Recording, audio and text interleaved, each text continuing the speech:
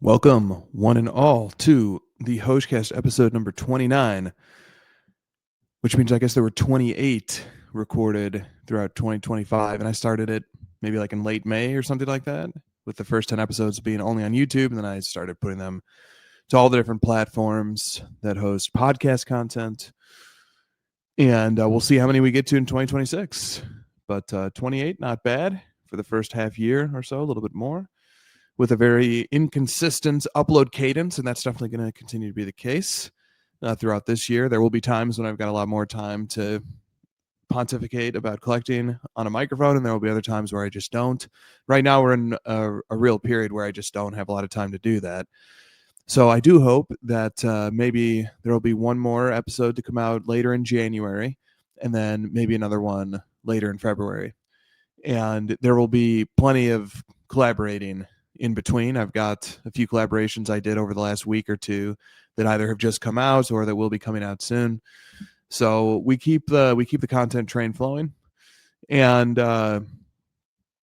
what's going to be coming up here is there will be a few more collaborations in January too. There should be some crossover episodes, etc.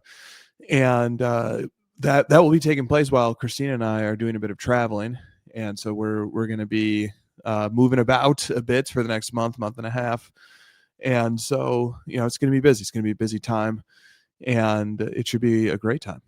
So that's kind of a preview of the content schedule forthcoming, and let's do a preview of what this episode is going to be all about. So this episode is going to have 4 parts, and it's going to start with my 2025 recap, recapping the pickups that I had in 2025. And then we're going to, really, I guess, first I want to comment a little bit on the culture of recap, of hobby recaps, and then share my recap. So that's 2 of the 4 sections. The third segment is a follow-up on episode 28, sort of investigating a very common dialogue, a very common back and forth, very common statement that we utter to each other as collectors, but really analyzing it and seeing what it means and what it says about how we collect and how we interact with our cards and with the community. And then finally, I've got a cool little viral social media excerpt on the role of storytelling in art. And that will wrap it up. So let's go here. Let's start. I want to give a few thoughts before I get to my top pickups of 2025 countdown. I wanted to just make an observation about the practice of doing the top pickups countdown. And this has been something that's been going on Instagram, and it's been building. It's been gaining momentum for a few years. And this year, I think, was featured many more year-end recap countdowns than I've seen in previous years, and I really enjoyed it. And so it's quite different to me than the tree. There's also the card tree that gets posted on or around Christmas, and the card tree is just, hey, take a bunch of cards that you really like from your collection, organize them into the shape of a tree, stand back and take a big picture of it, or maybe use scans to assemble them into the shape of a tree.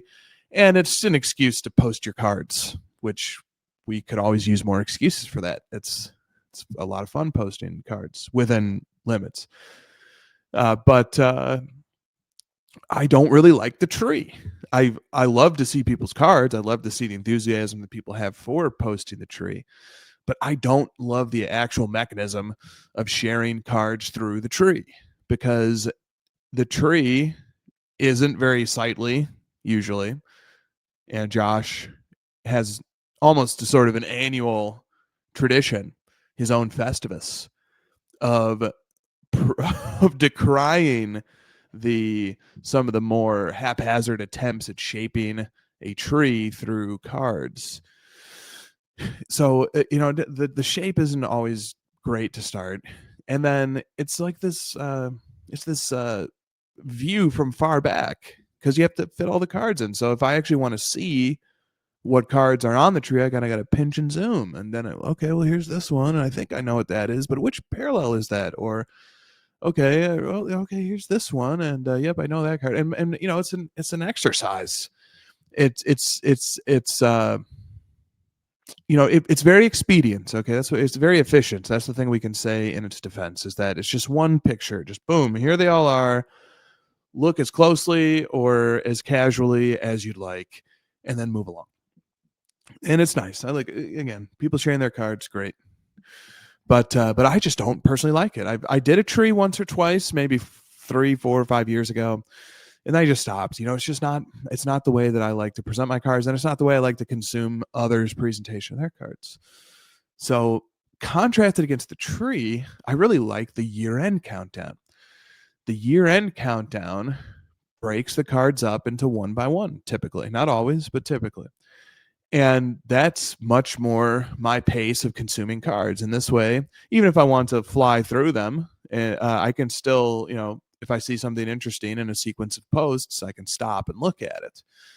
And this is why the Instagram story post, which is a set of posts that any Instagram account user can put to something called their story, and other Instagram users can look at other Instagram accounts' stories, but they only last for 24 hours, and they're basically slideshows. And so you can post 10 slides, 2 slides, 50 slides, and then people just sort of slide through them, and Instagram moves them along on sort of a timer. Like maybe you sit on each screen for 8 seconds, and then it default moves you to the next one, unless you push and hold, and then you can linger for a little bit longer. And so I think this is a big part of the reason why the year-end recaps have really gained steam on Instagram, because if you contrast it to a platform like Twitter, it's not conducive to this. It's not conducive to, here's my tweet, and then I follow with another tweet, and I start this thread. Threads really are not so convenient to the Twitter browsing experience, I find. Twitter is optimized for just like, take the perfect picture of your one card, try to use as little caption as possible, and just post it. And then those are the ones that seem to do the best based on how people interact with and use Twitter. Well, Instagram's different. Instagram has the Instagram story, and the Instagram story is a bit of a bully pulpit, because it's just a one-way conversation between the account holder and the audience, which is fun in a sense, because it's just, this is what I want to say. And you can comment directly to the person. You can like send a message to them. And Instagram did kind of start this optional feature where people can comment on your story, and it sort of appears under the story, but you can turn that off. And but the way that this sort of works is just, it's the person, it's the account holder, just here is my my rant or my points of view, and I'm sharing it directly without other commenters sort of attaching or coming in and adding things and on top of it. And there are pluses and minuses to that style of approach, but for this, I think it's really effective. So I love, like last night before I fell asleep, I spent probably 2 hours going through different recap posts, and I had seen some posted throughout the course of the day too. But really, before I fell asleep, I just kind of scrolled and looked at all of them. And I was just like, I love this. I love this style of presentation of cards. And some people would take time to add some captions, take a neat, interesting picture of each one. Some people would just reshare sort of the post that they had made throughout the year. But I went through lots and lots of stories, Instagram story posts, and I enjoyed this medium of sharing quite a bit. And I don't know, I wish maybe we had more excuses to do this. That's maybe a bit selfish on my end as a consumer of content, who just, I'm sort of asking, can we force people to like post their cards in this fashion more? But that's the content that I crave. And so I don't know, if there could be like I don't know, a mid-year review or something that we could institutionalize as well. But this will have to do for now. And so now I'm going to do my pickups from 2025. Let's pivot into the second segment of this show. And my pickups, I didn't give this preamble anywhere else, but the podcast format is what these more these lengthier diatribes are for, I posted 8. Okay. And this year in particular, I wanted to get really intentional about making sure I had full-fledged Instagram profile posts that appear on my grid that are permanent, that lay out my full caption and write up for the card for all of the pickups that I made this year that I would end up including into my recap. And I did it that way so that anybody who wanted to learn more about any of the cards that I shared could click, and I have this full presentation already mapped out for the card. Whereas in years prior, my recaps had involved lots of cards that I hadn't shared yet to social media, and I would have to come up with a quick little write-up that would attach to it. And then after my story posts are gone, I do save them as story highlights, but after they're gone, they're not easily found. You can't really see them on my profile, my Instagram profile. And so, it just kind of comes and goes, and it's fleeting. And so that was sort of what I wanted to do this year. Make sure that I gave a full-fledged post to each card that would appear in my recap, my 2025 recap. And so that ended up being 8 cards. And 8 is a solid number. And usually that's right around where my number is at. Like 2024, I think I was able to put together or identify 10 cards I had picked up that year that made my recap. I think 2023 was probably around the same. I think that's a typical year for me, is adding durable, solid, long-standing 10, 8, 12, 15, something. That's the number of cards that end up landing into the PC. And of course, not every selection for a PC card is accurate and well done. Sometimes I put a card into the collection that just doesn't stay, and because I end up not liking it, or I overestimated it, or when I was surveying, picking it up, and it just doesn't last, or preferences change, or something else comes along that I would like to consolidate some other stuff into. So the 10, eventually a few of those don't last. Maybe 6 or 7 out of every 10 end up like really staying for the long haul. But for 2025, that number multiplied significantly. So for 2025, I did a quick back of the envelope math to figure out how many I picked up in 2025. And it was about 65 cards that I added, like with the intention of being durable, long-term PC items, about 65 in the year 2025. And I was sitting back and I sort of had a moment around like April where I got fidgety. And I remember talking about this on the crossover.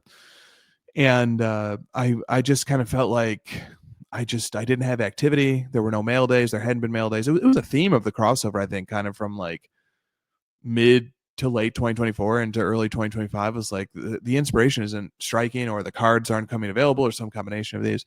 And there was a real feeling of stagnation. And I kind of started jumping at a couple of cards that came up, and I think it was just good timing. But there were a couple different cards that came up during that time, April and May, when I was finally like, oh yeah, I'm back into the flow here, back into adding cards to my collection again, really meaningful cards that get me excited. But there was the first quarter of 2025 was quite a dry spell. And so the number was looking low. I remember the end of 2024 too, sort of looking at what I had picked up in 2024 and thinking to myself, I don't know if this year-end post is going to be very good. It ended up being great, but I remember feeling insecure about it and saying, yeah, I just didn't have a very good 2024.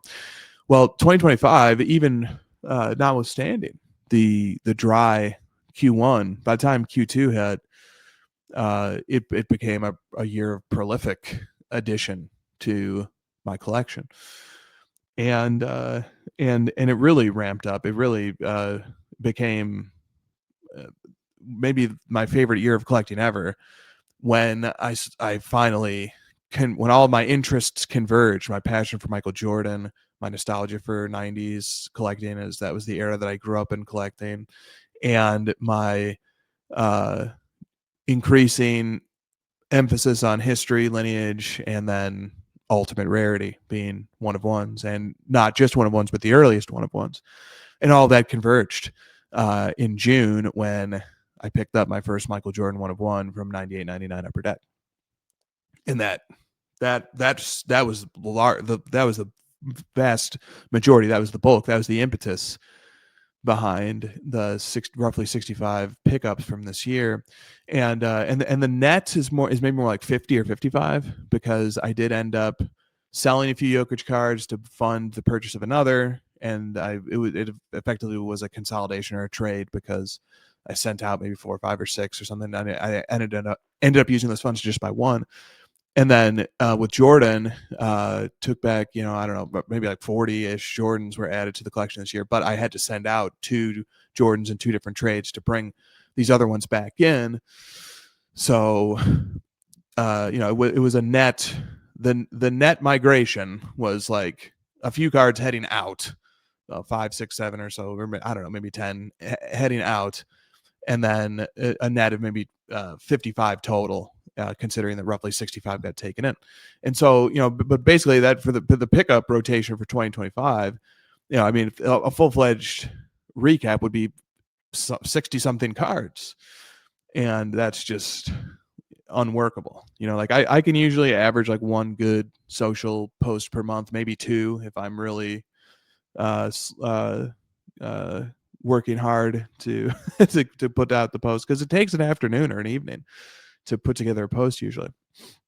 Because I like to put a lot of stuff into it. I need the nice scan. I like to take a handheld picture of it. I like to do research. I like to bring in hobby history. I like to tell the story of how I got it, and so it's a project.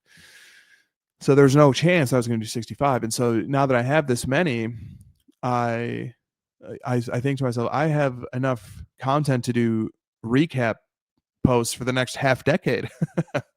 If I do roughly 10 a year. And so 2026, so part of 2026 is going to be figuring out how to, through content, continue to share and present the pickups that I made last year from 2025, because there are so many, and there's so many stories that I want to tell, and and a lot of this stuff is new and unique, and it has stories that aren't often told. So I'm really excited about it, but I got to figure out how I'm going to do that. I'm going to find the time to do it. And then that starts to run up against so then I because I built up, like, let's call it this backlog of cards I've been collecting, and then that I want to tell the story of, that are really important to me. Well, now that runs up against the fact that, so I have that now, sort of that activity waiting in the queue to perform. But also then there's still the whole card world that's ongoing. There's still cards coming to auction. There's still card shows. There's still going to be things made available. And then I'm going to maybe be picking and choosing my spots there too. So the burden sort of increases to from the point of view of collector activity, to do everything that I'm hoping and angling to do in 2026. And so maybe I'll ratchet up the posting a little bit in 2026 to start getting more and more of these cards out there, because there's so many stories that I want to tell about them. And now having the podcast as a medium to sort of further extend on the pickups, and it has helped me see things in new ways too. I don't know. We'll figure out. We'll figure out how that's going to work out. Maybe the summer will be a time when obviously NFL's over, NBA is over. Maybe that'll be a time to pick up a little bit more of that activity. So let's get to the 8 pickups of 2025 that managed to get a social post. And here's how I want to present these.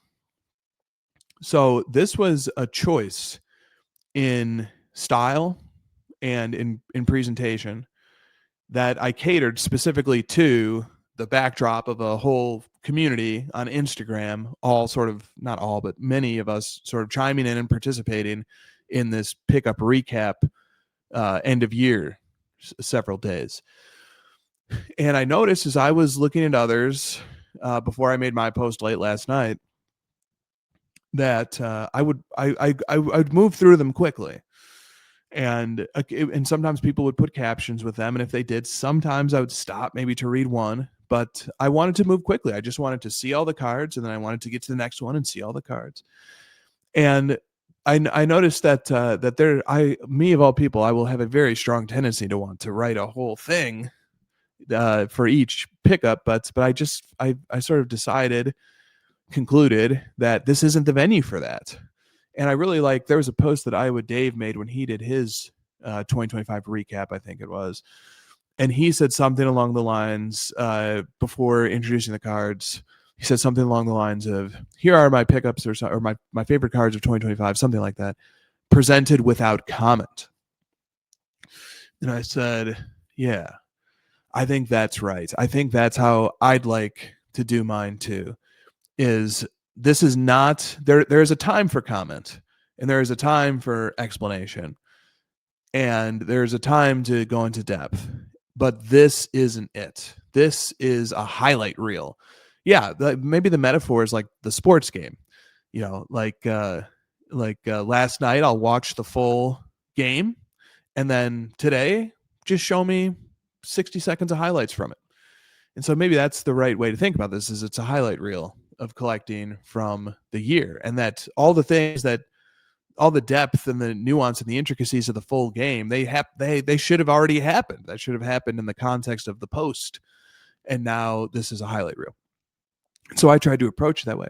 And then I tried to think to myself, well, when I've been flying through other people's recaps, and occasionally, even with captions, sometimes I will stop and I'll say, oh, what's this all about? Let me see what they had to say here. And especially like if they have captions, I'll maybe stop, especially, and read when they get to their top pickup or their first pickup, their highest ranked pickup of the year. But I said, I do have a tendency to fly through these. And if it's just a sequence of like 10 really high scans, then it can increase my tendency to just boop, boop, boop, boop, boop, just tap through them. And it sort of lulls the mind into the satisfying sequence of just like watching these colors change on the screen as I tap through them. So there's like these lizard brain things going on.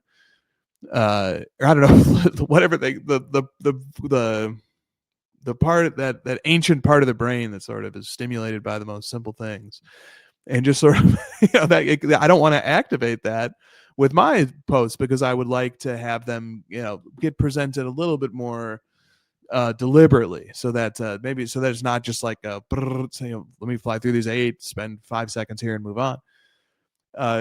Instead, I wanted to make the presentation a little bit slower. I don't want it to take more than, let's say, a minute or so, but just a little bit slower. And so I came up with this idea, and it was inspired in part by a collector that I've come to know this year who goes by, I think, Kiwi Cards on Instagram. And I really liked the way that he had been sharing his cards. Now, he didn't do it solely through the story post medium. He actually made individual posts for all of the pickups to his Instagram page that showed up on his profile. But I noticed that he was doing this thing where he would hold the card sideways. He made a video. He made videos. He would hold the card sideways, and then he would sort of slowly turn it and reveal it. And I said, that's captivating. That's sort of that's different. That breaks up the flow, and that makes me sort of hang on, sit here for a second, and it sort of just snaps me out of the tapping through. And so I said, I think that's a cool idea, and I kind of want to do something like that myself. And so I sort of combined Iowa Dave's and Kiwi's approach into my own. And so you'll see that as I go through my top 8 pickups of 2025, you'll see how I borrowed from both. Basically, what I did was for each card, I reshared my post from Instagram so that if anybody wanted to click in and get the full in-depth treatment, they can. And then I followed it up right away with just a short, like 2, 3, 4 second video of me just kind of revealing the card. And I think that made for a pretty cool presentation. And there, a card presents and takes on a different context. It takes on a different feeling in its different formats. A scan presents a card differently than a handheld photo in natural light, which presents a card differently than a video. And then within the medium of video, how do you show it off through video? Do you take a camera and sort of hover over a pile of cards and sort of show them all at once? Do you sort of slowly reveal each card? Do you rifle through a box of cards and sort of show them one at a time? And I've noticed that for the video format, there's a tendency to want to do it move really slowly and just like really sit, especially if you're showing maybe a sequence of 20 cards or so. Because like I was thinking for these 8 cards, I could just do one video and I could just like, well, here's 1, 2. But I think it's more effective to chop it up and let people fast forward and rewind slide by slide. And I think there's this it feels natural to want to just like, okay, I have the video. Cards look really nice on video, especially if I capture the card in the right light. Let me go slow. Let me show the front. Let me show the back. Let me zoom in on the serial number. Let me zoom in on different parts of the design. There's a tendency to do that, but I think the right presentation through video in the social media format is the opposite. Counterintuitively, I think it's go really fast and leave something to be desired. So don't hover on the card so long that every detail is captured, but instead just sort of show it. Let the imagination think or run wild with how would this look if I was hovering over this card for 30 seconds or a minute, or how would it look if it was in hand? The ultimate presentation of a card, which isn't possible over social media. So I think that there's actually something to be said for the video presentation of a card to go very quickly. And if you're doing a sequence of cards all in the same video, go really quickly. Just boom, here's this one, boom, here's this one, boom, here's this one. And then it leaves something to be desired. And then I find myself as a viewer, when I see a video that's really well done that goes very quickly, then I go back, I watch it again, which surely is algorithm fuel when you have somebody deliberately choosing to go back and watch something a second, third, fourth time. And then I'm like, oh, and then I become an active participant. I engage with the post and I pause, like, oh, let me freeze the video right here for a second and like look in and study and see what this card is a little bit more. So I sort of took all those learnings of the social media card collecting consumer experience that I have and tried to distill them into my recap post. And even like the preview screen that I developed here, I gathered up all 8 of the pickups and I laid them out side by side on a table. And I sort of tried to take these cinematic style pictures that hopefully just to grab one nice banner image. And if you're watching on YouTube, you can see it, that sort of previews what's coming and makes the cards look cool. So that's how I started, with this cover screen. And so like I said, this is following in the mold of Iowa Dave's prescription, presented without comment. I didn't type anything from here on out. I just shared card, really quick video, and did that for 8 different cards. So what I want to do for the podcast presentation of this, obviously this is an audio format, and so you can go look at this story post while it's still live on my Instagram story, or you can look at my story highlights, which you can access from my grid. So this will live on. If you want to go just flip through this, you should be able to plow through this in 60 seconds. And I'm going to go over it much more slowly here. But what I want to do to augment the experience from the audio point of view is I want to put myself on the spot. And I want to, without the aid of any notes, I have no notes prepared. I have no captions, no cues that can help me from the screen. And I just want to put myself in the spot and force myself to talk off the top of my head extemporaneously about each of these 8 cards. And I've done the research, right? At some point over the last year, I did lots of research into explaining and understanding what each of these cards are, what they mean to me, the pickup story, etc. But now I'm not going to use that information. I'm going to do this extemporaneously, or try to. And I want it, and here's why. First of all, I think it should be fun and interesting. Second of all, it should be a good mental exercise. Third, this will simulate several experiences that as a collector going about my everyday collecting life, I will encounter. So one of those experiences is at a card show. Like, picture yourself at the National and you brought with some cards, and you run into a buddy who brought some cards, or you just meet another collector. Maybe you guys are thinking about doing a trade. Maybe you just want to share collecting stories. Maybe you're just showing each other's cards. A very common experience at the card letter booth, for example, where I spend a lot of time at the National, is some collectors will walk up and they'll have cards in their boot, and they're in a box and maybe in a backpack or something. And I always want to look at them. And sometimes they'll ask me like, oh, what cards do you have? And so we'll just sort of trade boxes. They'll look through my box of cards. I'll look through theirs. And inevitably at some point I'll come across a card and I'll say, tell me about this card. What is this card? And then that's a very important moment. That's a moment where a 30 to 60 second window opens up, maybe a little bit longer, maybe a little bit shorter. And the collector on the other side has this window of time where they've captured my attention and they can tell me something about the card. And it can't be this museum label that they painstakingly wrote up on Instagram. Those are great, but this, and there's a time and a place for that, but this isn't that. This is the live in-person interaction to tell somebody else in real time the story of this card as you understand it. And so I'm going to try, this is a good opportunity for me to simulate or to replicate or to practice that scenario in case, I mean, I don't know, I doubt that I'd ever really be traveling about with these cards to card shows. So maybe this is the only chance I ever get to do it for these particular cards. So I'm going to try and do that for each of these. And then there's another situation where you have to be able to do this too as a collector, and that's if you're collaborating on content.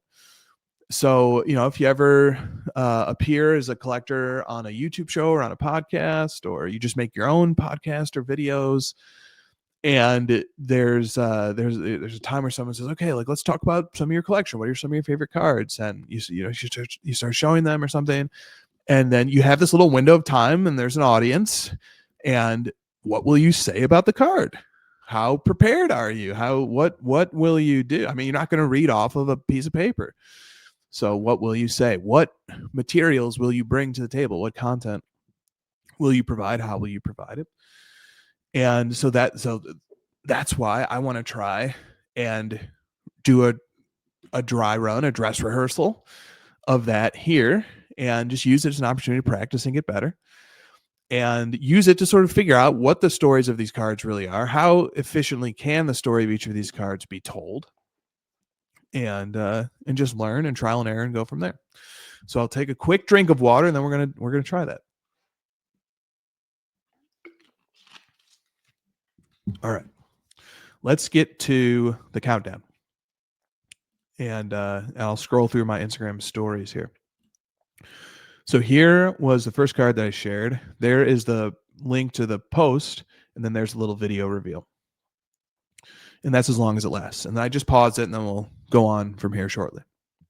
So the first card here is the 1999 Upper Deck Master Collection Michael Jordan from the One of a Kind set. So here's basically the story of this card in a nutshell. Here's what makes this card special to me.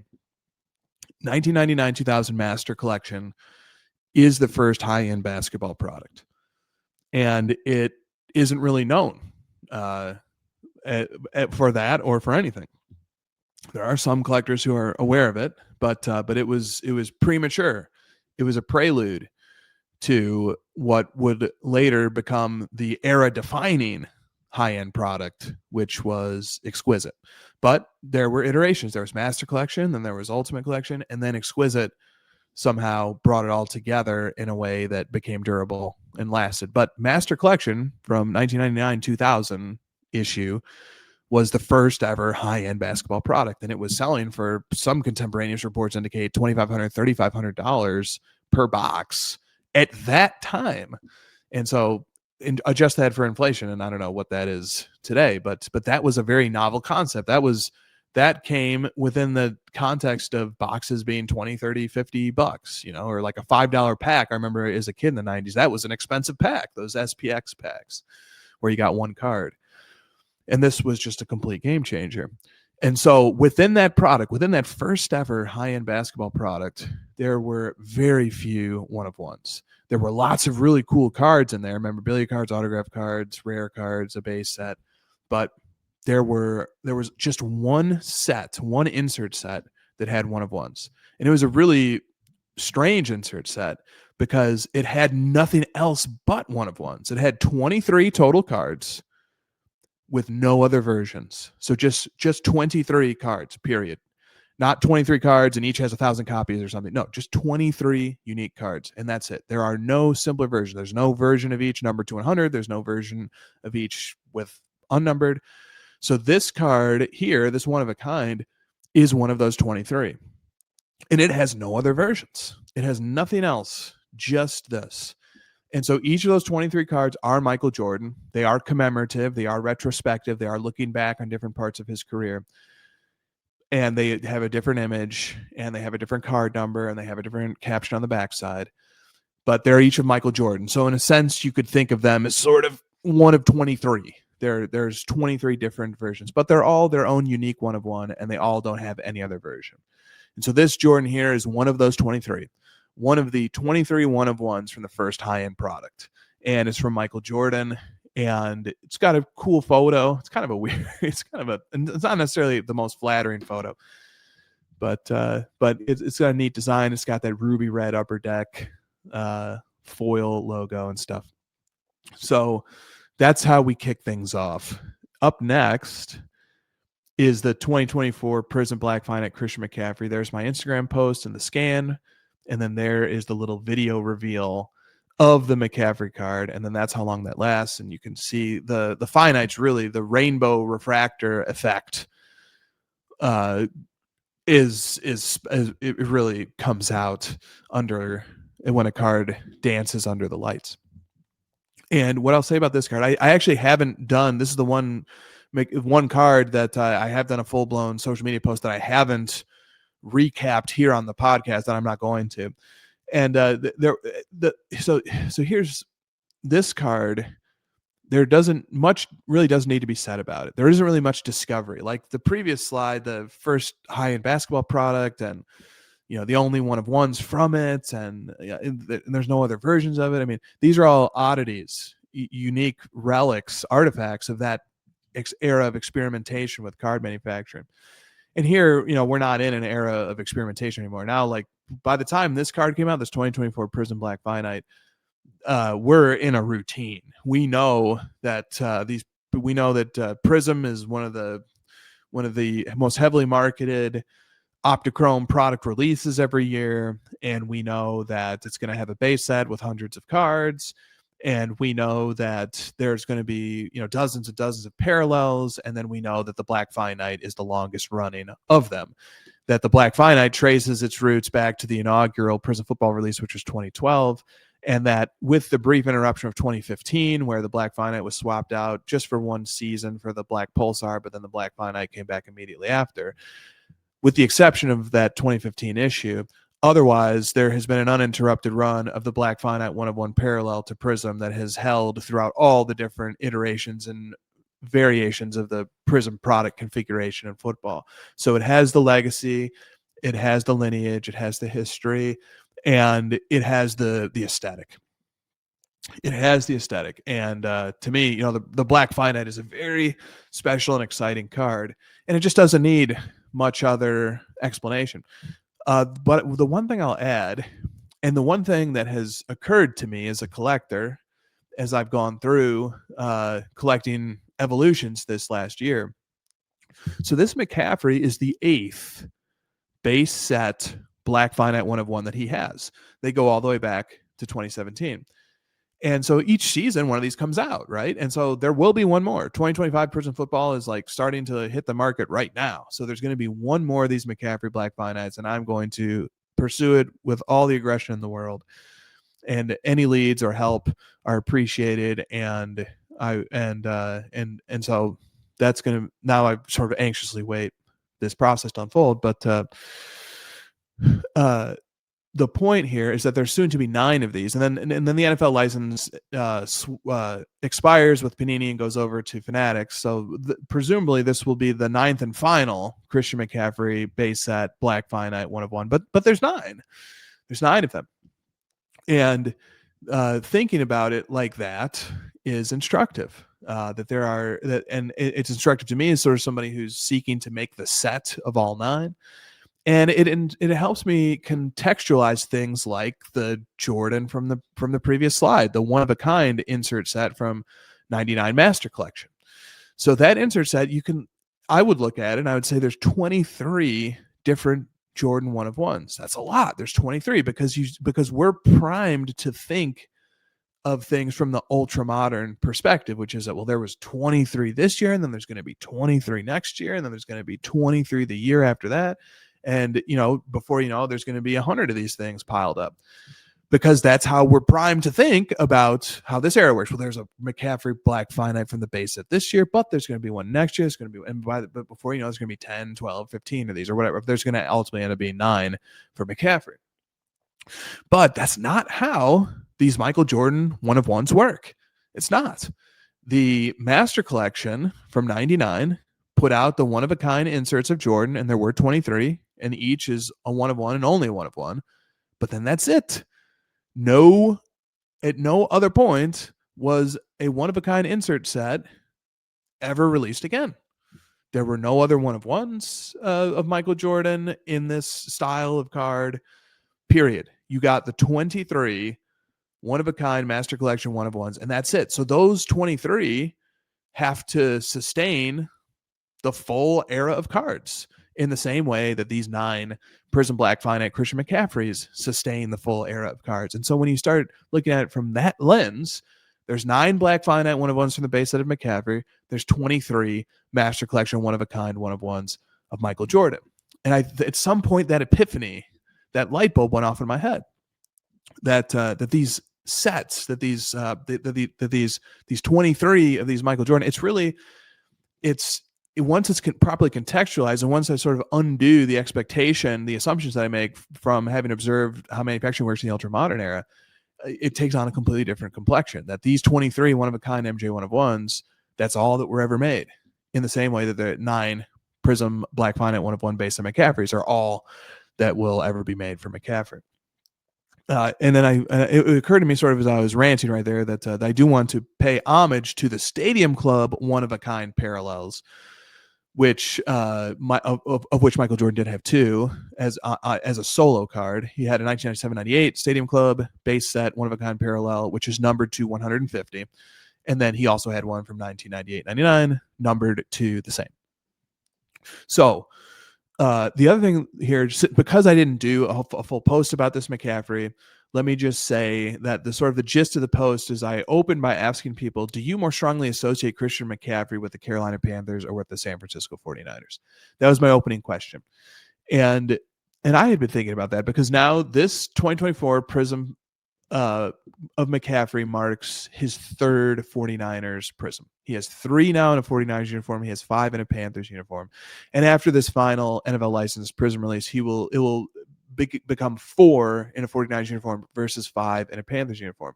So even from the Prism point of view, the Carolina blue, he will always have slightly more Panthers uni. But from the perspective of me as a fan, as a follower of his career, and admittedly, I didn't really start following his career very closely until 2019, 2020. 2019 was that insane season that he had. And then 2020 was when I started collecting him. So I missed, the first few years. So, and I've been very present for all of the 49ers years. But with those biases acknowledged, looking at what he's done in a 49ers uniform, he won Offensive Player of the Year as a 49er. He went to the Super Bowl as a 49er. He's now putting up the 2nd all-time season as a 49er. So like going into week 18, he's already got over 400 fantasy points. His season fantasy-wise, using the PPR scoring method, is already the 11th highest of all time among running backs, and he still has a week to go. So, and realistically, he could get into 7th or 6th or something like that. And Bijan is about like 40 fantasy points behind him. Jonathan Taylor is about 48 fantasy points behind him. So, those guys would probably have to put up like a 50 to 60 point week to have a shot at surpassing him. And assuming that doesn't happen, and McCaffrey ends up RB1, this will be his 3rd RB1 crown. And there is only one player in NFL history to have more RB1 finishes, and that's Emmitt Smith. Emmitt Smith has 4 finishes as the top fantasy running back in PPR. McCaffrey currently has 2. If he gets a 3rd one this year, which he is trending towards, he will have 3. And that will join him with Jim Brown, who has 3. Marshall Faulk has 3. And there is one other player who has 3. It's the other guy from the Browns era from the Cleveland era with Jim Brown. Yeah, it's Leroy Kelly. So right now, like I said, you've got Smith with 4, and then Falk, Leroy Kelly, and Jim Brown with 3. And then McCaffrey currently has 2. If McCaffrey leaps up into that group of 3, I mean, what a list of NFL running backs. And then just to give acknowledgement to the guys who McCaffrey is currently tied with, who have 2, because there aren't that many either.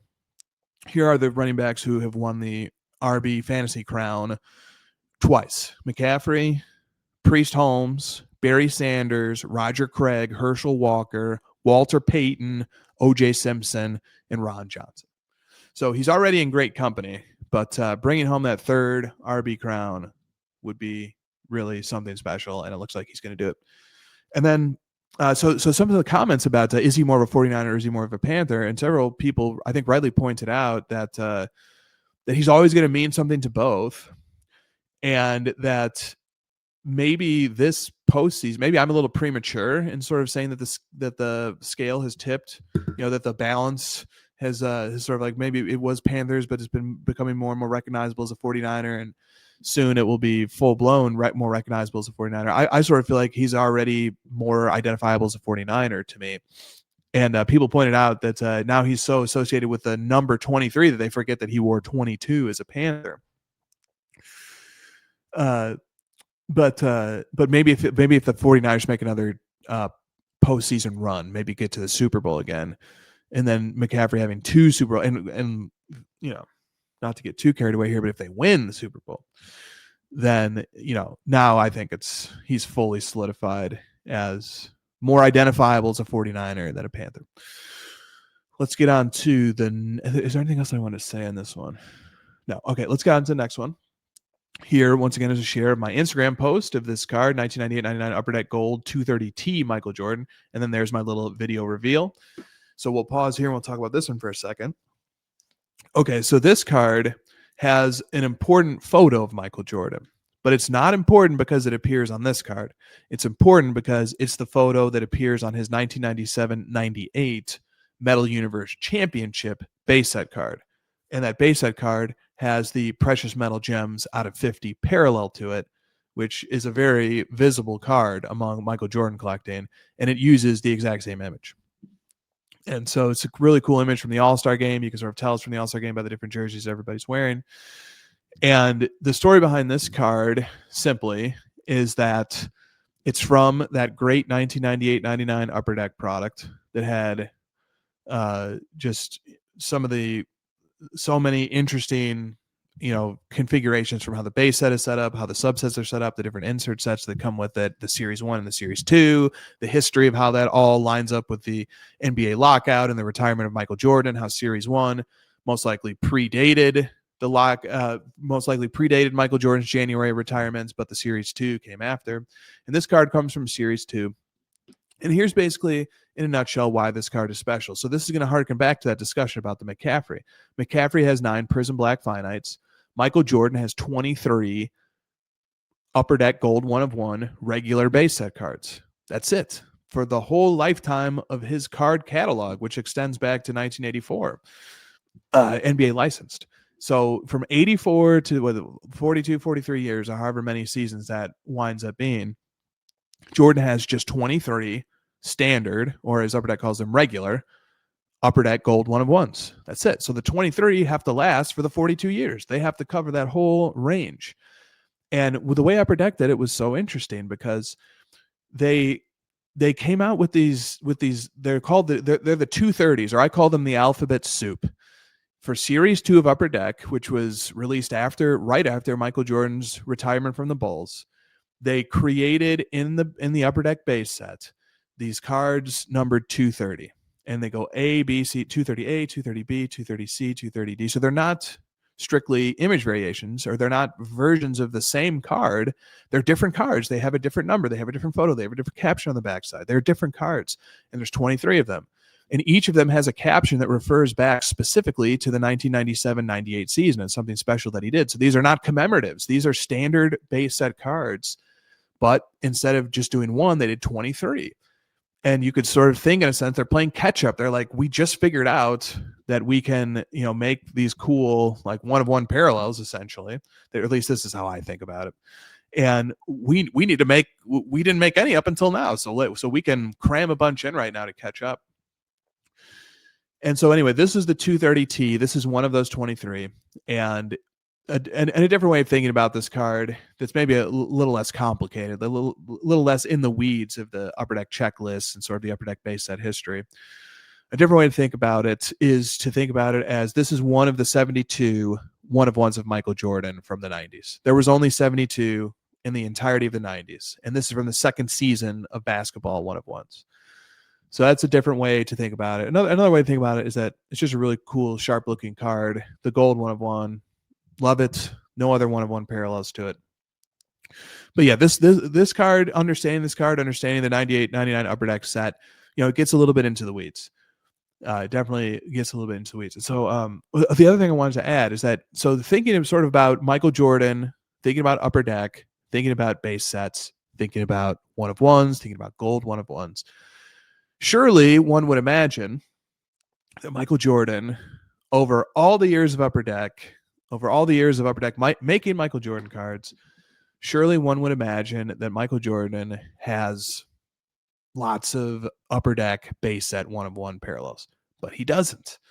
He has the ones from 98-99 Upper Deck, and within 98-99 Upper Deck, it's a very intricate checklist. It's a very intricate base set. In Series 1, you get these different Michael Jordan cards that are all subset themed, not really standard base set cards. You get the game dated card, which there's several players in the set got a game dated card. Some didn't, some did. Michael Jordan is one of the players who got a game dated card in Series 1. So you have the game dated card, which belongs to the game dated subset. In my opinion, that's how I interpret it. You have the Heart and Soul subset.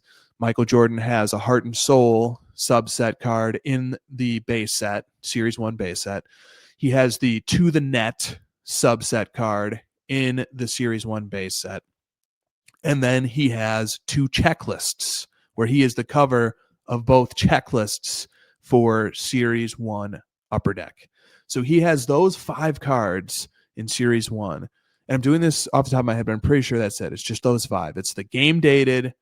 Oh, and then, sorry, he also has those are his 5 solo cards. And then he also has a card with him and Scottie Pippen, where that also belongs to the Heart and Soul subset. But basically, in it, you've got Michael Jordan game dated, Michael Jordan Heart and Soul, Michael Jordan Heart and Soul with Scottie Pippen, Michael Jordan To the Net, and then 2 Michael Jordan checklists. And that's how Michael Jordan fit in to the 1998-99 Upper Deck Series 1. And so 1998-99 Upper Deck Series 1 was the first Upper Deck checklist, first Upper Deck product, first Upper Deck base set to have gold one-of-one parallels or have any one-of-one parallel as a base set. So they give you these 5 solo Michael Jordan cards, but none of them are standard cards. They all belong to subsets, which is cool. Subsets are a great artifact. Subsets and checklists are a great artifact of the 90s. They produce really interesting designs. They had, to make it into a subset, usually had to be a pretty interesting player. And of course, checklists were some of the most beautiful cards made during the 90s. So, you get those 5, but none of those are standard, regular, traditional sports cards. They all take themes, they belong to subsets or their checklists. So then here comes Series 2.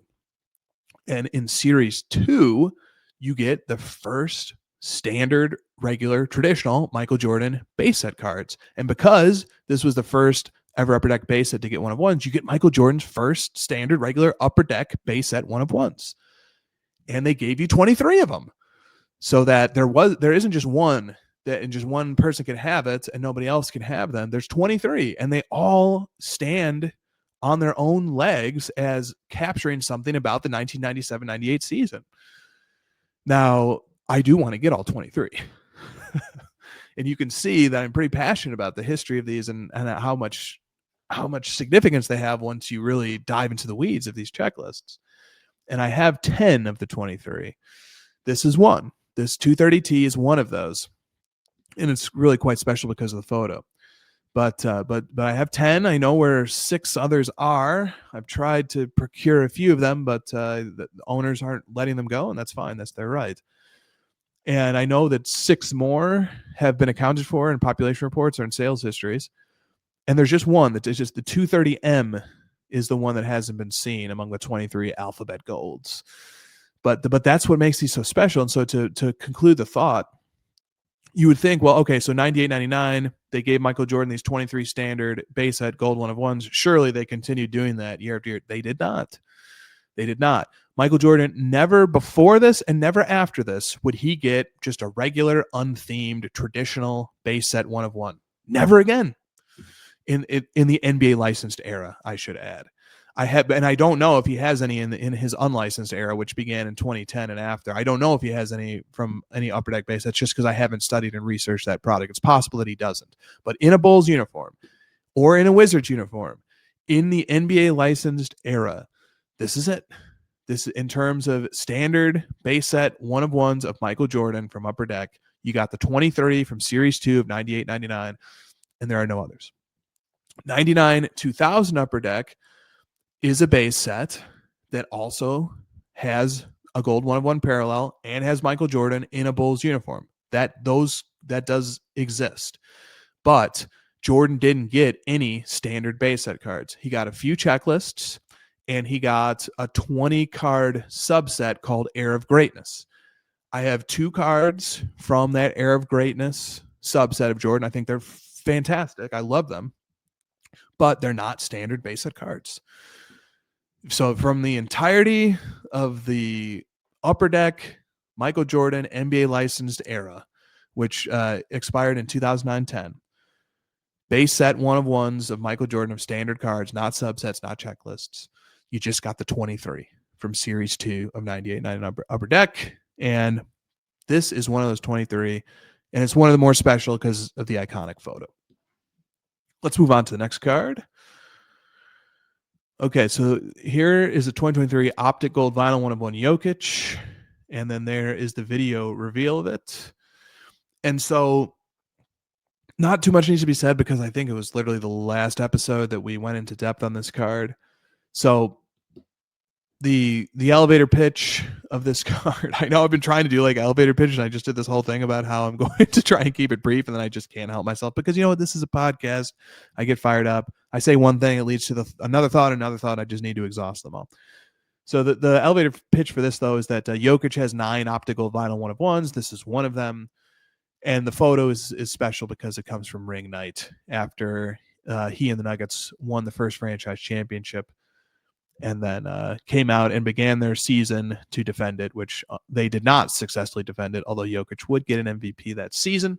So one of the 9 optical vinyl 1/1s of Jokic. And again, this understanding the lineages of how these base set 1/1 parallels work, that Jokic has 9 optical vinyl 1/1 parallels of standard base set Jokic cards, just like Michael Jordan has 23 total Upper Deck gold 1/1 parallels for his standard Upper Deck cards. Notwithstanding that Jokic has inserts from Optic that take gold vinyl 1/1 parallels, and then there's the Contenders Optic, which is not the same product, but it is sort of a spinoff, and then it has a base set with gold vinyl 1/1 parallels. And then there's also just the core Don Russ paper product that has its own 1/1 parallels, but narrowing into just the optical vinyl base set 1/1 Jokic's, there are 9, or narrowing into just the standard base set Michael Jordan Upper Deck gold 1/1 parallels, there are 23.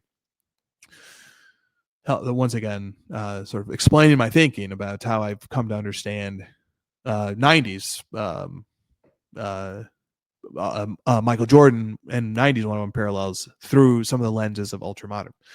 Next card we have is one of the Quantum Gold 1/1 Michael Jordans, and then there is the video reveal. So the Quantum Golds also come from that prolific 1998-99 Upper Deck product. I believe the Quantum Golds came from Series 2. In fact, yes, they did. They did come from Series 2. So they came post-retirement in that frenzy of card manufacturing post Michael Jordan, January 1999 retirement. The Quantum Golds, the thing that makes them unique and special, in my view, is that they're the first one-of-one commemorative set ever made. And commemorative cards don't really matter for most players in the sense that most players never get commemorative cards. Michael Jordan, though, is sort of the face of commemorative cards. Michael Jordan plus Upper Deck are sort of the face of the commemorative card genre because Michael Jordan conjures so much nostalgia, and that era is so fondly remembered. And because the only way to sort of, the 90s were such a period of learning and development and progress and experimentation that they got to the end of the 90s, and that's when they first got to one-of-ones. So like you could sort of see that they're like, oh man, we had this whole era of Michael Jordan cards in the 90s and we didn't make any one-of-ones for most of it. We didn't really have even serial numbered rarity up until the mid 90s. And so you could just sort of think that they were like, man, okay, we got to catch up here. We got to get in the game here and make up time and make a comeback here. And so these are meaningful. I did a podcast episode about how many different commemorative Michael Jordan one-of-one sets there. I think there was 12 or 13 or something like that. And so this is the first in that lineage. And the Quantum Golds, there are 30. Michael Jordan has 30 different Quantum Gold one-of-ones. This is one of them. This is number 20, Quantum Gold, card number 20. I just think it has a beautiful image. And you'll notice as you swipe through the story that a lot of the images have like the player just in a very passionate facial expression, just like the Jokic scream or Jordan here. He often was very expressive facially, but there he is sort of letting out a howl as he goes up for what looks like a finger roll. Okay, so let's this card. One interesting thing about this is one of my most liked, most viewed social media posts to Instagram of 2025. I think something just about the image, the visual of the card or something really captured people, which is funny to me because I find the Quantum Golds to be maybe the least visually satisfying of all the cards that all the one-of-ones that Michael Jordan received in 98, 99 Upper Deck. I find it to maybe be the least visually appealing, but I think maybe I'm wrong there. That or maybe it's just this photo. I don't know, but the card really seemed to be popular. Okay, next we have the 2022 Prism Football Brock Purdy, which is his rookie season, Black Stars one-of-one. There's the video reveal, and we'll pause it. So Purdy is having a moment in the media and in the sport. This card here is from his rookie season. He didn't have very many rookie issues similar to Jokic. Purdy didn't really even come onto the scene as a player. I mean, he was the last draft pick. He was Mr. Irrelevant, and he only got a shot after the two quarterbacks on the depth chart ahead of him in San Francisco both got injured and went out.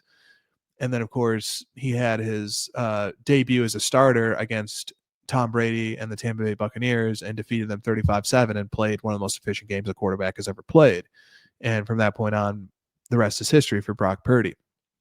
This card, what's special and neat about this card, it is the Prism Black Stars. It's not the Black Finite. It's not the Nebula. It's not the Shimmer. It's the Black Stars. Maybe the least known of all the Prism parallels. Excuse me for a second. I just noticed it's starting to snow outside too. Okay. So this Purdy as the Black Stars, that's maybe the least known one-of-one parallel of any of Prism. And it doesn't show up in basketball, whereas basketball does have a Nebula, it does have a pure black, it doesn't have a Black Finite, and it does have a Shimmer. We don't have that for football. We do have the Nebula and the Shimmer for football, but football has the stars and basketball doesn't. So this is like the Black Stars is like a football exclusive. The design pattern is taken from late 90s rubies, or it looks very similar, inspired by. I show that on my post if anybody ever wanted to go back and sort of look side by side and see how they compare. And what's neat is that Brock Purdy debuted in 2022, obviously, and the Black Stars parallel debuted in 2022 as well. So it's the rookie of the Black Stars 1 of 1. It's the rookie of Brock Purdy. I thought those two things pairing together was pretty neat. And then I went ahead and I got the Brock Purdy Black Stars from 2023 Prism and the Brock Purdy Black Stars from 2024 Prism. And then 2025 Prism, which we've already alluded to, it's starting to come out now. It's the last Prism issue in the NFL licensed Panini era. And so I would love to complete that run and get all 4 of the Prism Black Stars 1 of 1s of Brock Purdy. Moving on, we're getting to the home stretch here. We have 3 cards left. So here's the social media post for this card, and then video reveal coming up. The card is once again from 1998-99 Upper Deck from the base set, that first Upper Deck base set to have 1 of 1s. And then it is 230A from the Alphabet Soup, the gold 1 of 1 230A. So we've already talked at length about these Upper Deck gold 1 of 1 base sets, the 23 of Jordan. This one carries a special significance historically because it's the first. It's 230A. The other one was T. This one is A. This is the first one to appear. This is Michael Jordan's first standard base set Upper Deck 1 of 1. There it is. And the card has a real like personal significance to me. This was the card that unlocked my entire Michael Jordan 1 of 1 collecting endeavor, research, etc. This card was on Instagram. It was in the collection of a Japanese collector. I saw the post. Several people sent it to me. I sort of didn't know if I wanted it at first. I said, of course I want this. This is like everything that I like. This is my favorite player, my favorite type of card, my favorite era, or one of my, I don't know what my favorite era is, the most nostalgic era. And so then I had to jump through some hoops, and there was a lot of trouble sending that money to PayPal, or to Japan through PayPal, but we got it done. The card came in the mail. Graded, it was raw, but graded it at the National, and then it just kick-started a revolution in my collecting. All right, coming up next year on the home stretch, we have 2 to go. This is the 2017 Vertex Capstones patch autograph, Patrick Mahomes 1 of 1 with 3 patches and a tag. So it's got the 4 relic windows that is the signature of the Capstones in football. And the interesting thing here, I mean, one of the main features of this is that it's a Patrick Mahomes rookie year 1 of 1. And it's been a while since I looked at the numbers, but roughly speaking, I'm pretty sure Mahomes has about 250 total 1 of 1s from his rookie year. And then he has about 100 patch autograph 1 of 1s from his rookie year. And he has something like 40 true rookie 1 of 1s from his rookie year, with the true rookie meaning a first appearing base set card and then the 1 of 1 parallel to it. And he has like a total of 40. So that's kind of how this Mahomes fits in, and how the rarity of this Mahomes becomes magnified through more analysis. It belongs to that group of roughly 250 rookie year 1 of 1s. Zoom in, it's one of the 100 or so patch autograph 1 of 1s, but then zoom in further, and it belongs to the Vertex base set, and it's one of just roughly 40 or so Patrick Mahomes true rookie base set 1 of 1s. And I think you can even zoom in further and say, among the true rookies, how many are patch autographs? And I think it's maybe like 20 or something like that. I would really need to go back and look at the numbers. They're not coming to me immediately here, but those are like the rough estimates of what those numbers are. And then this card is really special within even all those things too, because Mahomes and Vertex as a product were both rookies together in 2017. And then Vertex went away as a standalone product immediately. It was a one-off. The Capstones type of card continued on.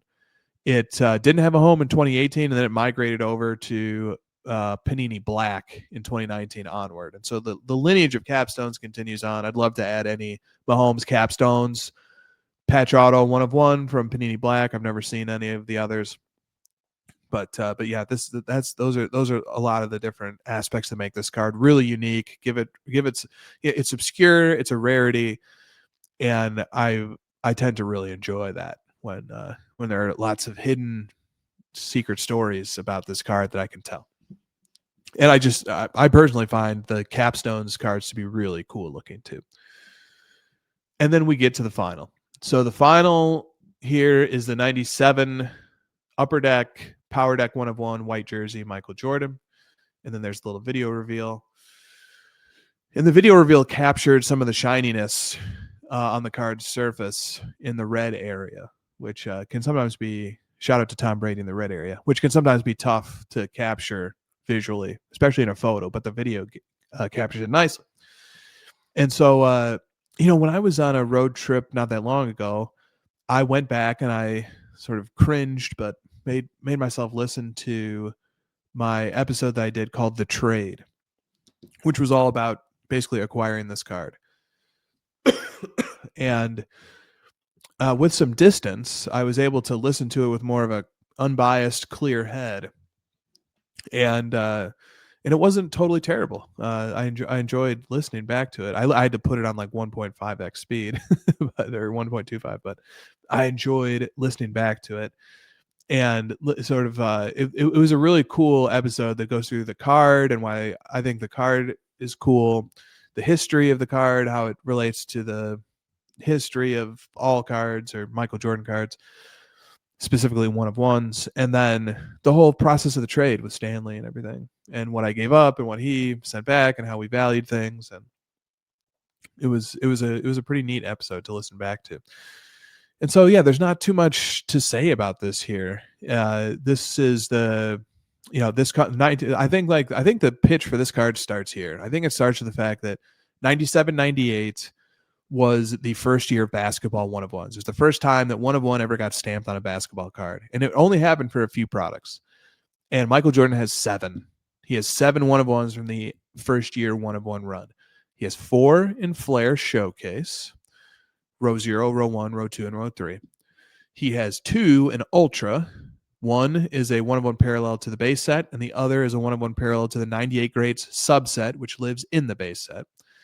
And then finally, the 7th is this Upper Deck insert set, 1 of 1. The insert set is the Power Deck audio insert set. It has 3 different Michael Jordan cards. There's a black jersey, a red jersey, and a white jersey. They're all different. They have different images, different designs, and the other 2 are unnumbered but have different levels of rarity. One is like 3 times rarer than the other. But then you get the white jersey. And the white jersey is stamped 1 of 1. There is only 1 copy. There are no other versions of it. There's not a version out of 100. There's not a common version, a base version, nothing. There is just 1 card that will ever exist that has this image, this design, that stamp. No other colors, no other nothing. And so it's a Jordan that belongs to those 7 first-year 1 of 1s. And because 97-98 was the final year of the final season that Michael Jordan played in a Bulls uniform, those 7 are the only 7 playing days Bulls 1 of 1s for Michael Jordan. And then a different angle to look at this card. It is the rarest Michael Jordan insert, period. And the way that you get to that argument as of this being the rarest Michael Jordan insert is that it's from the first year of 1 of 1s. It's the only insert 1 of 1. So you sort of think it's from the earliest issue of 1 of 1s. It's the only insert 1 of 1, period. Even you do have more insert 1 of 1s that start coming out in 98, 99, but they chronologically they're later. So, I don't want to do the whole chronological rarity bit here, but there's a strong argument that this is the rarest Michael Jordan insert ever made. And then it's very important in the sense that inserts are really a defining part of Michael Jordan's card catalog, and this being the undisputed rarest among them is pretty special, plus being playing days. And then there's a whole other angle, a whole different way to look at this card, which is this card was from sort of the history of cards, bigger picture. It's the first 1 of 1 that Upper Deck ever made, of any player, of any sport, of any product, of any set. This is it. Upper Deck came out with just 1 of 1 on its first try from the first season of 1 of 1s across all sports. And this is it. And it just so happened to be Michael Jordan. So those are the pickups, the recap. And obviously that ran a lot longer than I wanted it to, but I enjoyed every second of it. And I constantly am having to stop myself from rambling on and on. because I could go for much longer on all of these cards, but we stop. Okay, so now let's get to the final part of the show that I advertised, which is a little bit of analysis, a little bit of thinking. I actually teased that there is a moment in the collector experience, in the daily life of the collector. So here's what I was thinking about. This is a follow-up, by the way, to episode 28. So I think this will kind of resonate even further if you haven't listened to episode 28 yet. Maybe go back after this if you find this line of inquiry interesting. So in episode 28, I sort of pointed out, I was sort of observing a lot of different things about storytelling, understanding cards, the different points of view that are used to understand cards, and that there are a lot of different views. But anyway, the point that what I want to get to here is there's a very specific moment that happens in a collector exchange. It can happen online, it can happen in person. And let me give a concrete example of it. Let's say that I have, let's say I'm sitting at a show at a table and I'm taking a little break from walking the floor, and I just picked up a new card, and it's a raw copy of Michael Jordan's 1993-94 Ultra Scoring Kings insert. Very beautiful card. And I just picked it up, and I'm sitting at the table taking a rest, and I'm examining it. I'm looking at the fronts, seeing if there's any foil chipping. I'm looking at the back, and I'm just admiring it, enjoying it, feeling great, excited to add it to my collection, etc. And a fellow collector walks up to me, sits down, and says, "Hey, what do you got there?" And so I said, "Oh, here, look, I just got this card. Check this out." And they take the card, they look at it themselves, they hand it back, and they say, "That's a nice card." Okay? They say, "That's a nice card." What do I say back? What do I say back? Do I say thank you? Okay, so let's play that out. Let's try to understand the dynamic. What is actually being said, both literally, but then the spirit of the words. They compliment the card. They say it's a nice card, and I say back thank you.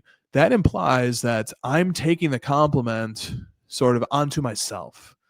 That sort of I'm interpreting the compliment as if it was complimenting the card, complimenting me through the card. Like, you this is a nice card, you have the nice card, so compliment to you, and then I say thank you. And that makes sense, and most likely the operative intent behind the statement was just to say something nice to the person. Not always. There's another alternative explanation which we're going to get to in a second, but that very well could be the gist of the discussion. Then thank you is perfectly appropriate, and then it's over.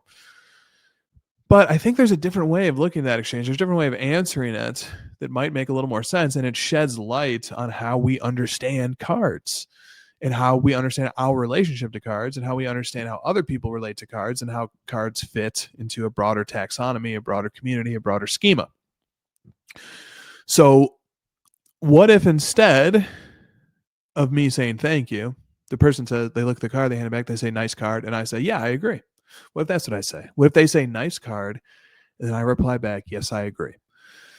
That can seem arrogant or cocky on the surface, because it's like, well, just why can't you just say thank you? Why can't you just acknowledge it and move on?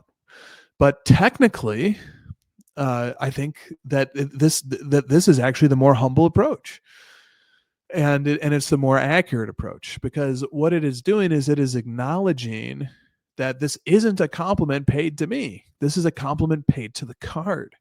And I happen to own the card at this time. I am the steward of it. But that comment is really a comment on the card itself. It's not a comment on me. So I can simply chime in and say, yeah, I agree. It is a nice card. And then I can add further color to the conversation. I can say, but, there is some foil chipping on the front, and, there's a soft corner or two on the back. And, there are certainly nicer copies out there, but I am happy to have this one. And I got it from this dealer over here, and it was a cool story, and, whatever.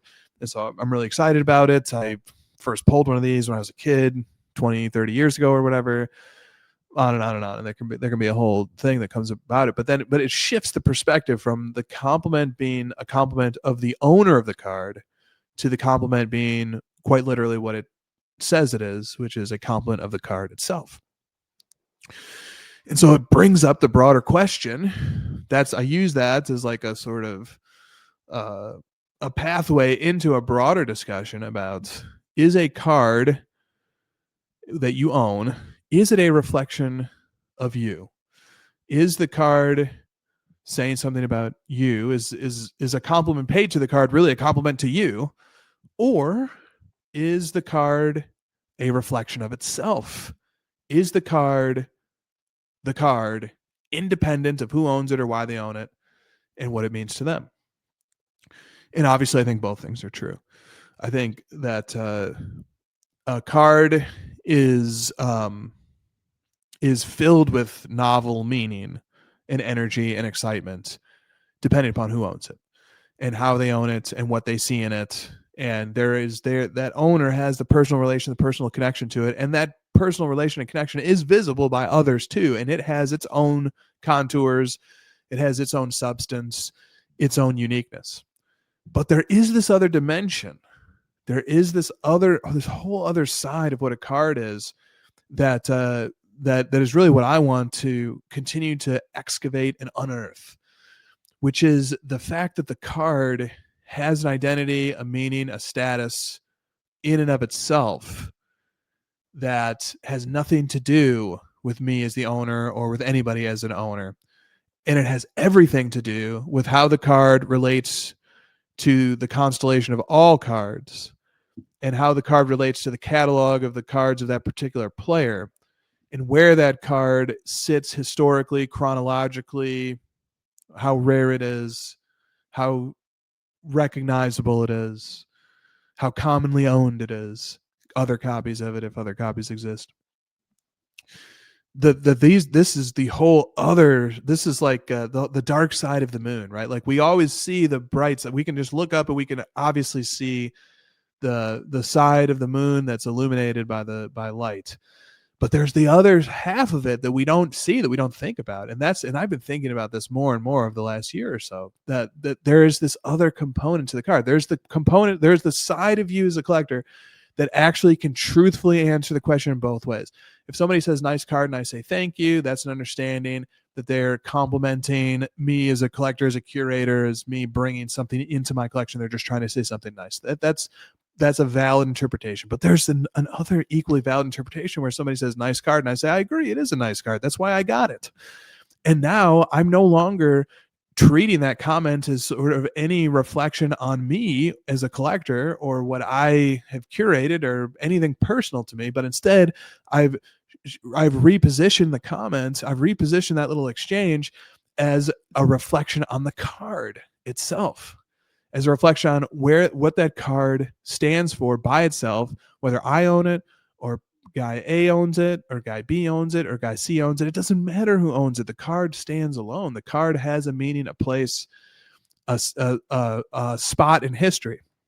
And then I start thinking, how many cards matter, or how many cards perception maybe among the community is inflated because of who owns it or because of who paid how much money for it, and how many cards, or because they're widely marketed and widely promoted, how many cards have an inflated sense of significance because of those contingent realities, because of those because this person owned it, or this person paid a lot of money for it, or these people valued it very highly, versus if you stripped away those subjective interpretations of the card and just that card had to stand alone by itself among the sea of all the other cards, among the network, the constellation of all the other cards, would it still contain that significance? In other words, is the card's significance derived from facts about it and its relationship to cards and its relationship to history and its beauty and things that stand alone that are properties of the card itself? Or is the card's significance being derived because of subjective opinions that people have placed on it at a given point in time? Big question. Big question there. All right. And then I'll get to the final stuff here. Okay. So, here's this is going to be the bridge to the fourth and final segment here, which is think about this is like a very trite example, but think about the Mona Lisa painting, okay, which I've have an image of on the screen. The Mona Lisa is the Mona Lisa no matter who owns it. It doesn't matter who owns it right now. I don't know. Maybe it's in the stewardship of a museum or something. But who owns it? Does it matter? Does if person A, if Bill Gates owned it, would it have a different meaning than if some guy I've never heard of owns it? Or if Bill Gates paid $1 bazillion for it, does that make it more significant than if it transferred from one family to another and never summoned any funds? The Mona Lisa, from a certain point of view, the Mona Lisa is the Mona Lisa no matter who owns it, no matter why they own it, no matter how much money they paid for it, no matter where it exists. It is a thing that stands on its own legs as it relates to the history of art and so on and so forth. I don't know much about that history at all, so I'm not going to delve further into it. I just present that as sort of an analogy. And so sticking with the art theme for the final portion here, going back to storytelling, continuing one more thread from episode 28. I saw this on Twitter, had Gogh fact check it for me quickly, and the fact checked out, but Gogh had no disputes. It largely agreed with what this tweet said, but I don't know how true it is.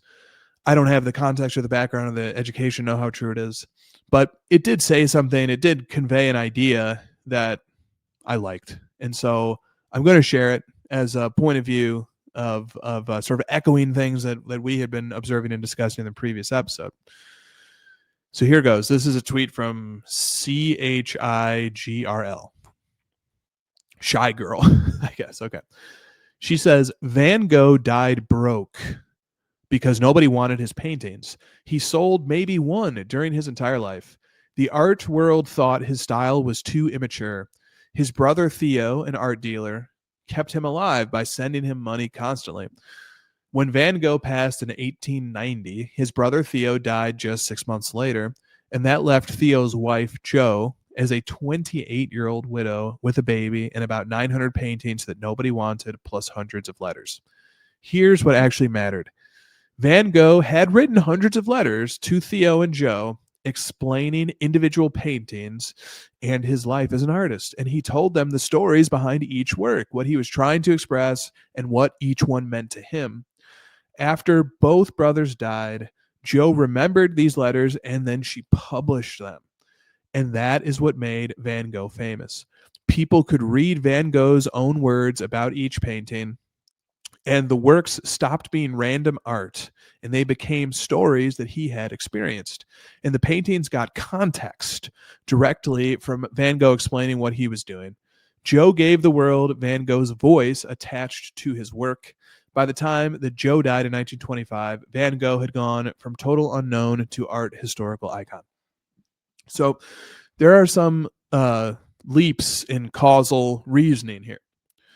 Namely, that this tweet goes from, it makes the leap from Jo publishing the letters to that's what made Van Gogh famous. It's reductive, it's simplistic, I'm not sure if it's historically accurate. It seems to be an accepted historical account, but who knows?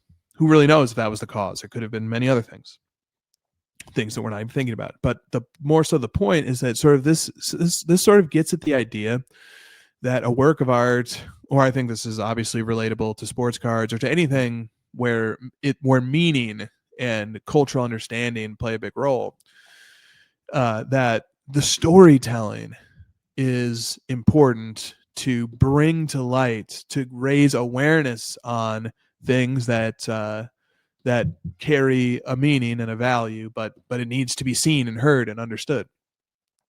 And art is really different and interesting, but very different from sports cards, because sports cards are far less subjective. Art, for myriad reasons, is very subjective, but sports cards, we do have very subjective levels of it. How much do we like the athlete, and how much do we like the design, and how much do we like the brand? How much have other people paid for it? These are all subjective opinions that sort of influence the status of an item. But there's this whole other objective component to it too, that's really appealing, that really structures the taxonomy of sports cards in a way that art just simply could never have, which is sort of the formatting of things into sets, the brands, the lineages, the measurable rarity, the measurable accomplishments of the athletes who are pictured on the cards. There's sort of these measurements, these more objective components to things that can much more cleanly structure things in ways that aren't totally dependent on narrative. But the flip side of the coin is that narrative can help bring these things to light. Although as a collector, we can all sort of independently take stock of the history and the full collective checklist of all sports cards, and we can all probably arrive at about the same place. And I'm not sure if it would work that way in art. You sort of stripped away all of the subjective components of the history of the development of art and the popularity of artists, if you would still end up with the same, if you laid out every piece of artwork ever made, would the same ones still rise to the top? Probably not. I mean, you're talking about billions of works of art, and how would you sift through them, and the fame of the person attached to them and everything, like all those things really seem to play a factor. But in cards, you could strip away the whole subjective components of everything, and you could place all the cards on a table, and you could really use reasoning and logic to end up at probably we would all probably come to a pretty similar place. We'd think about all the objective properties of cards. We'd think about rarity. We'd think about chronology, what came first. We'd think about the accomplishments of the various athletes pictured on the cards. We'd think about the beauty of the design of each of the cards, and that's where we're going to get most of the disagreements. But I think we could really look. We could in a vacuum look at every card ever made, and sort of, we would start using filters, right? Like, let's filter to the rarest ones, let's filter to the earliest ones, let's filter to the ones with the most accomplished players across the different sports. And all of a sudden, right away we'd be zooming in on many of the same cards. So there's this objective component to the structure of the taxonomy of cards that makes it interesting. But having, those are sort of my immediate sort of like things that kind of made me uneasy about the tweet that I just read that I sort of wanted to address. But having put those things out there, now I want to extract the part that I really like, that I really think is worth telling, which is this whole idea of storytelling. How do we tell the story of these cards? And this sort of speaks to why telling the story of cards is a powerful mechanism, supposing that it's true. Supposing that Van Gogh, what elevated Van Gogh's work from obscurity to mainstream prominence to historical significance was just the stories, was just adding a narrative component that allowed people to see in those paintings what he saw in them too. And so that is my and so what I take away from that is just the importance of storytelling about cards, and about thinking about all the different ways that we tell stories. And like storytelling, when I hear that, I just sort of think, oh, storytelling, somebody sitting around a campfire, I like this, or I did this and this. That's just one form of storytelling. There's the museum label form of storytelling too, which is just recapping history. Or there's the sports card specific aspect of storytelling, which is sort of connecting lineages and checklists in history. And there's lots of different ways to tell stories. That's kind of what the previous episode is about, is sort of exploring the different methods of storytelling and what those different methods of storytelling convey, and how I, as a storyteller of cards, and all of us as storytellers of cards, what are the different approaches we should take? And sort of, should we take a more narrative approach? Should we take a more historical, fact-based approach? And how do these different approaches operate? But regardless of which works the best, or however that plays out, this little excerpt was a cool reminder that storytelling, the power of storytelling. So, all right, we're going to wrap up HOJ-Cast 29 here, sitting at just over 90 minutes. Hopefully this tied you over until the next one comes, maybe a little bit later in January, or hopefully I'll record one more towards the end of January. Thanks for tuning in. See you guys next time.